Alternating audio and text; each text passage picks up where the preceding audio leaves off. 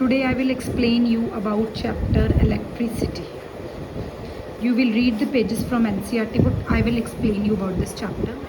बेटा, if any wire is kept like this, ये एक wire है, मैं इसको ऐसे भी show कर सकती, it's a wire.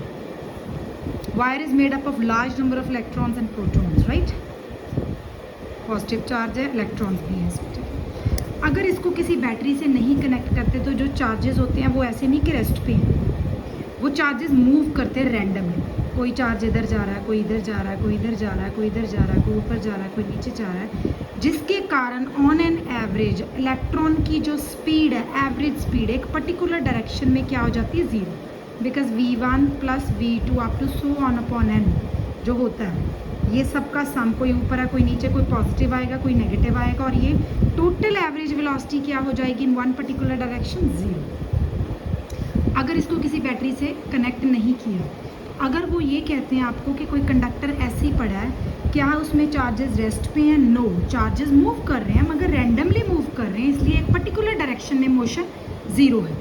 अब करंट कैसे प्रोड्यूस होता है? करंट को प्रोड्यूस करने के लिए चार्जेस को एक पर्टिकुलर डायरेक्शन में मूव करवाना पड़ता है.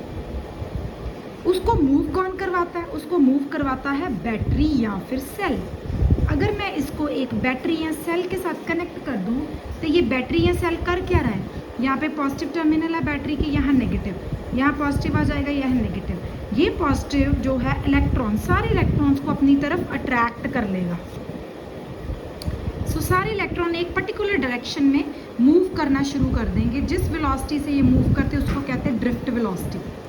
ये बहुत स्मॉल होती है, इसकी वैल्यू बहुत स्मॉल होती है, ठीक है. तो जब इलेक्ट्रॉन एक पर्टिकुलर डायरेक्शन में मूव करते हैं due to application of this battery, इसको कहते हैं due to application of potential difference. एक जगह पॉजिटिव पोटेंशियल, एक जगह नेगेटिव, ये हाई पोटेंशियल है, ये लो. तो इसके एंड्स पे मैंने पोटेंशियल डिफरेंस अप्लाई कर दिया, एक जगह हाई एक जगह लो, जिसके कारण इलेक्ट्रॉन एक पर्टिकुलर डायरेक्शन में मूव करने लगे. नेगेटिव चार्ज पॉजिटिव की तरफ अट्रैक्ट हो गया. Now electron means charges begin to move in one particular direction. तो क्या प्रोड्यूस हो गया? करंट. सो करंट है क्या? It is amount of charge flowing per unit time. This is its definition.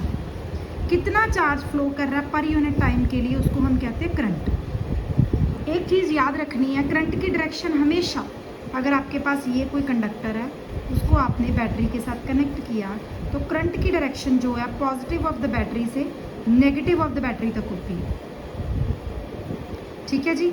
लेकिन करंट की डायरेक्शन, क्योंकि मैंने बोला था अगर इधर पॉजिटिव है तो इलेक्ट्रॉन इस तरफ जाएगा, इलेक्ट्रॉन की मोशन जो है वो तो इस तरफ है, इसका मतलब इलेक्ट्रॉन की मोशन इस तरफ है, करंट की डायरेक्शन ऊपर को है.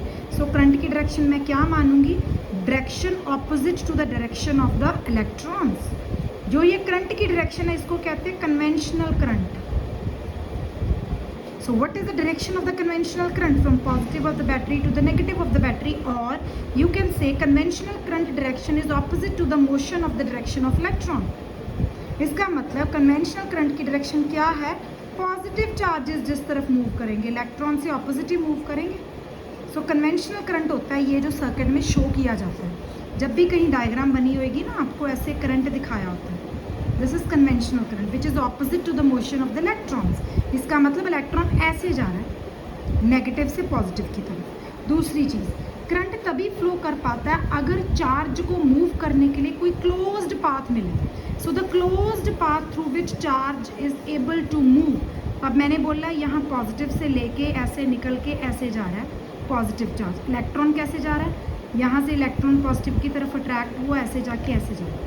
So a complete closed path through which the charge will move is called circuit, electric circuit. ये डेफिनेशन अंडरलाइन करो, इसकी भी और इसकी भी.